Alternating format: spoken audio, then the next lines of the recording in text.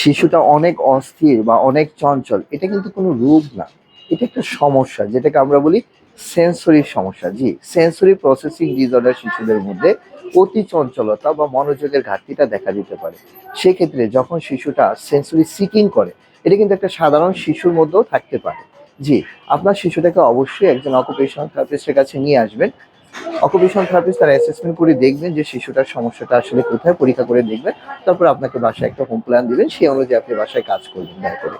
কারণ অনেক শিশু আছে যে ওভার এরোজাল হয়ে থাকে, কিছু শিশু আছে যেমন আলো, বিভিন্ন শব্দ, একটু গ্যাদারিং স্পেস, বাসায় মেহমান আসলে শিশুটা অতিরিক্ত চঞ্চল এবং অস্থির হয়ে যায়। এটা হলো সে সেখান থেকে নিজেকে বাঁচানোর জন্য সে কি করে, সে ফাইট অর ফ্লাই রেসপন্স তৈরি করতে চায়। আমাদের যেটা করতে হবে, তাকে অ্যাডাপটিভ একটা রেসপন্স তৈরি করে দিতে হবে। সেই জন্য আবার কিছু বাচ্চা সে ফাইট যেন করতে পারে, সেজন্য ফ্লাই না করে ফেলে।